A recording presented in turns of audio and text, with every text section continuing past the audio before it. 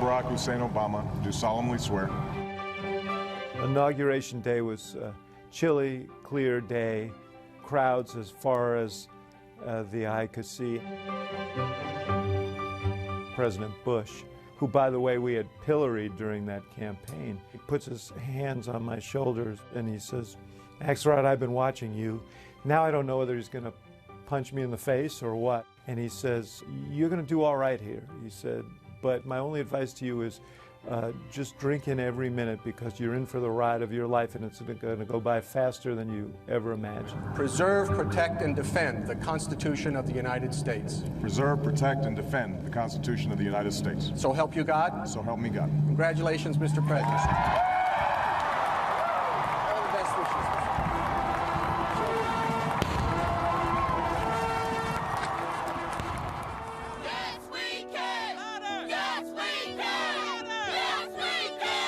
It was a big lift for the country. It wasn't just the theme of Obama, the hope in change, but that an African American had become president was astonishing. A man whose father less than 60 years ago might not have been served at a local restaurant can now stand before you to take a most sacred oath.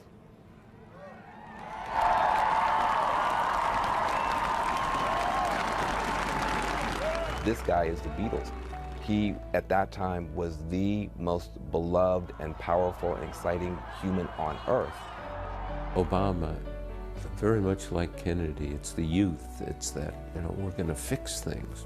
Equally astonishing was how young he was. Obama understood that he needed to surround himself with people who also had more experience, and he knew that from President Lincoln, who he had idolized.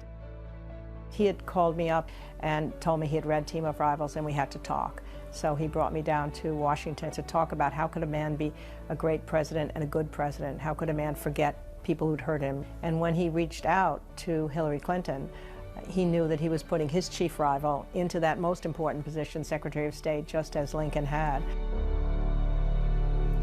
Inauguration Day, there was a sense of both history, the first African-American president taking office that was kind of electric, and also a sense of concern about the extraordinary crisis that we were in, the economic crisis.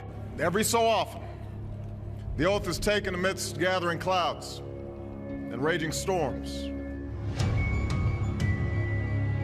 The storm clouds were obviously gathering, and I remember once flying in the campaign plane with him, and he was reading the Wall Street Journal, and he lowered the paper just enough for me to see his eyes, and he said, "Are we sure we want this job?"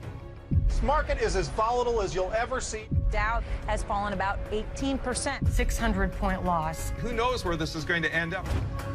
There was still fear at the time of Obama's inauguration that this recession could turn to a depression, that at any moment the stock market might just drop and the bottom might fall out. Wall Street has its worst showing ever on an inaugural day.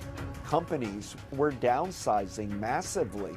Home prices were tumbling. I mean, the Great Recession was a real hole, and Obama was trying to dig us out of it.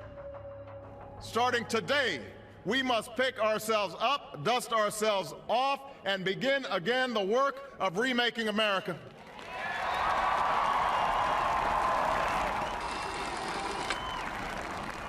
We begin this year and this administration in the midst of an unprecedented crisis that calls for unprecedented action. One of the things President Obama had to do right out of the gate was get the economy up and running. So the stimulus package became the golden bow event. He had to get that through Congress. It's a plan that will save or create 3 to 4 million jobs over the next few years. We would lose 800,000 jobs in that month that we took office, with a 1 in 3 chance that we'd have a second Great Depression. The Recovery Act was essential. If we didn't have the Recovery Act, we wouldn't have a recovery. It's as simple as that. I do hope that we can all put politics aside and do the American people's business. We had a pathway forward. At that time, we had no idea how uncooperative the Republicans were going to be.